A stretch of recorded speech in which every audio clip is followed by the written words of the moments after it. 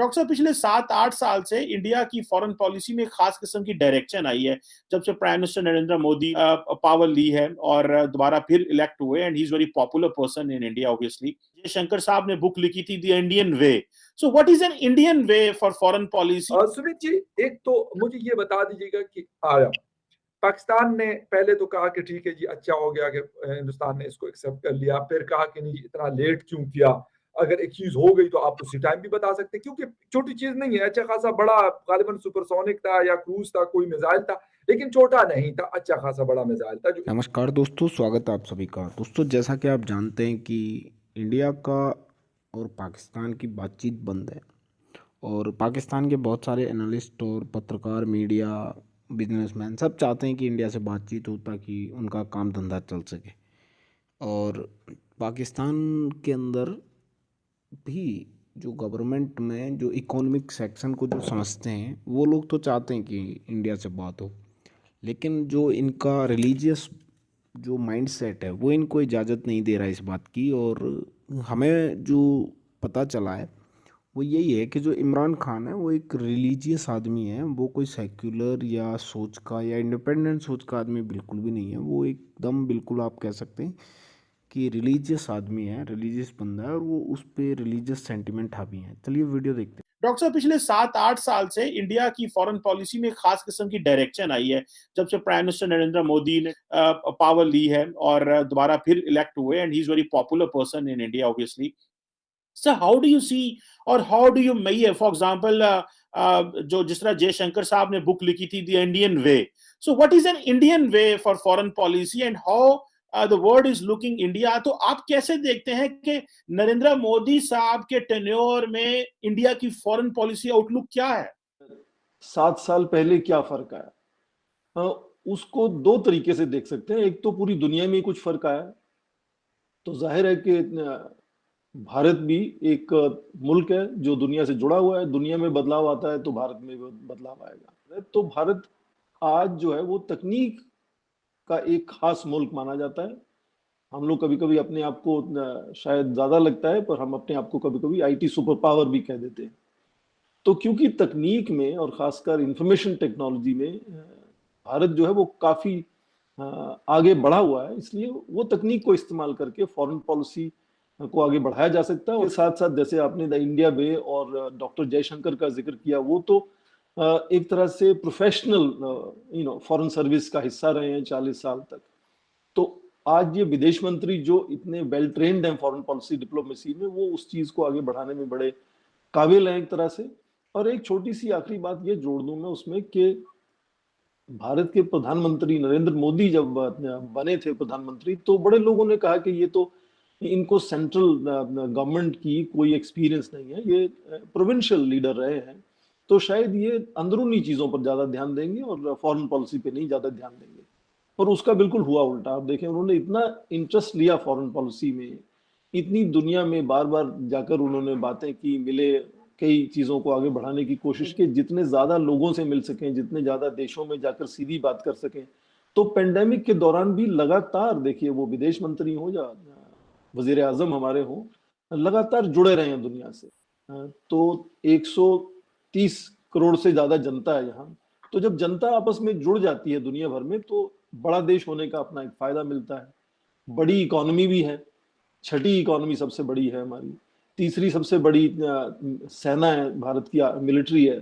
और इस तरह से बड़ा होने की वजह से भी जो विदेश नीति पर जो ध्यान होता है दुनिया का, और जो भारत की विदेश नीति के तरफ जो जिम्मेदारी होती है, वो थोड़ी सी अलग हो जाती है। का जो पाकिस्तान चैलेंज है उस पर बात करते हैं। अभी हमने देखा कि कल आज बल्कि मैं देख रहा था कि राजनाथ सिंह साहब जो हैं वो कोई पार्लियामेंट में कोई स्पीच देने वाले हैं। वो जो एक मिसगाइडेड सा मिसाइल इधर पाकिस्तान की तरफ आ गया, कॉन्टिन्यूसली कह रहा है जी कि आप अफगानिस्तान में, बलोचिस्तान में कुलभूषण यादव पकड़ा गया इधर उधर। सो आप कैसे देखते हैं सारे इसको कि नरेंद्र मोदी साहब क्यों बात नहीं कर रहे, and what is the way forward that both Nations should talk? जब भी किसी सेमिनार कॉन्फ्रेंस में जैसे बात होती है पाकिस्तान में दोस्तों के साथ, तो मुझे लगता है कि हमेशा वो उनको लगता है कि नहीं, हम कश्मीर से शुरू करेंगे बात।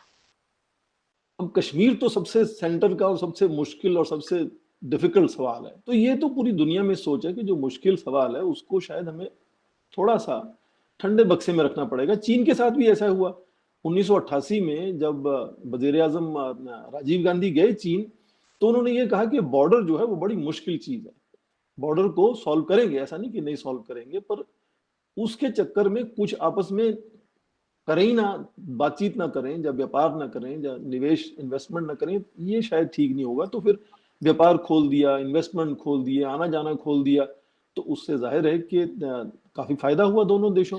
और मुझे ऐसे लग रहा है कि इमरान खान साहब जो हैं वो वज़ीर आज़म मोदी से मुलाकात किए बगैर ही रुखसत होने वाले हैं थोड़े दिनों में, जो हमारे यहाँ पे हालात इस वक्त नो कॉन्फिडेंस मोशन के आए। सुमित जी, एक तो मुझे ये बता दीजिएगा कि आया पाकिस्तान ने पहले तो कहा कि ठीक है जी, अच्छा हो गया कि हिंदुस्तान ने इसको एक्सेप्ट कर लिया, फिर कहा कि नहीं इतना लेट क्यों किया, अगर एक चीज हो गई तो आप उसी टाइम भी बता सकते हैं, क्योंकि छोटी चीज नहीं है, अच्छा खासा बड़ा गालिबन सुपरसोनिक था या क्रूज था, कोई मिसाइल था, लेकिन छोटा नहीं था, अच्छा खासा बड़ा मिसाइल था जो इतना लंबा डिस्टेंस तय करके और आया और इतनी हाइट पे।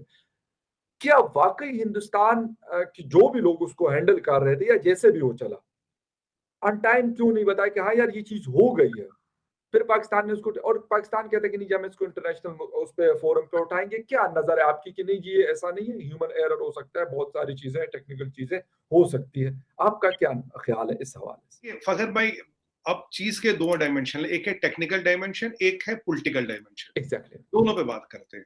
टेक्निकल डायमेंशन ये है कि सिरसा हरियाणा के पास एक जगह है, वहां पे इंडियन गवर्नमेंट का जो स्टैंड है वो है कि भाई एक रूटीन मेंटेनेंस के दौरान एक माल फंक्शन होता है जिसके कारण ये मिसाइल पाकिस्तान में जाके गिरती है। ये एक अगर हम मिसाइल के एक सिस्टम देखें तो इसमें हमारा एरोडायनेमिक्स होता है, इसमें जीपीआरएस होता है, जीपीएस सिस्टम होता है, पेलोड सिस्टम होता है, रॉकेट प्रपल्शन होता है। मिसाइल बेसिकली सॉफ्टवेयर होता है, हार्डवेयर होता है, थर्मोडायनेमिक्स होता है। एक मिसाइल या रॉकेट की बात करें, it's a very very complex technology कि अगर आप सुपरसोनिक की बात करें और मैक 3 की बात करें, any target in Pakistan is within a hitting range of 3 to 5 minutes maximum इस स्पीड पे। आप दुनिया का कोई आपको रडार ये नहीं बता पाएगा ये अनआर्म्ड है या आर्म्ड है, इसमें कन्वेंशनल वेपन है या नॉन कन्वेंशनल वेपन है, इसमें टेक्टिकल वेपन है या हाई यील्ड वेपन है, कुछ भी हो सकता है इसके ऊपर। और ये 3 मिनट 47 सेकंड तक पाकिस्तान की टेरिटरी में रहा, तो इसको इंटरसेप्ट क्यों नहीं किया गया? आप क्या वेट कर रहे थे जब ये गिरेगा, तब जब धमाका होगा उससे हम पता लगा लेंगे ये क्या है भाई, ये खाली है, इसमें स्ट्रेटेजिकल वेपन है, टेक्टिकल वेपन है, कन्वेंशनल है, नॉन का है।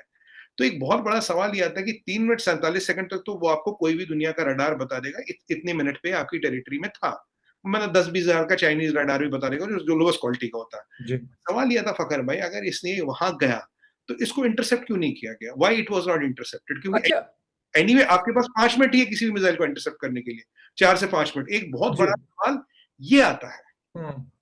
अब पॉलिटिकल डायमेंशन पे आए, लोग बोलते हैं कि भाई आप पाकिस्तान के एयर डिफेंस सिस्टम को टेस्ट कर रहे थे। अब मैं अपनी एयर डिफेंस सिस्टम की बात करता हूँ। S-400 लगने के बाद फकर भाई हमारे पास 5 लेयर ऑफ सिस्टम होगा, S-400 नंबर 2 लेयर पे लगेगा। तो 4-5 लेवल के अगर सिस्टम हो तो अगर कोई भी इनकमिंग रॉकेट या एयरक्राफ्ट आता आप उसको हैंडल कर सकते हो। लास्ट टाइम हमारी S-400 पे ये भी बात हुई थी, S-400 also has offensive capabilities, right? तो ये अब वैसे कुछ मीडिया सर्कल्स में, कुछ ओपन मीडिया में ये भी खबर है कि भाई हमारे पास एक मार्क 7 का भी मिसाइल है, which is a hybrid missile. Hybrid means कि आधा ICBM की तरह उड़ता है और जब ये वापस आता है ये सुपरसोनिक मिसाइल की तरह वापस आता है कि भाई ये हुआ कैसे और ये हुआ क्यों। यहाँ विषय आता कि अगर हुआ तो इंटरसेप्ट क्यों नहीं किया। यहाँ एक और सवाल आता, अगर ये लोडेड होता तो तब क्या होता। ये सारी चीजें हैं, इसमें जांच तो करनी पड़ेगी कि ये हुआ क्यों।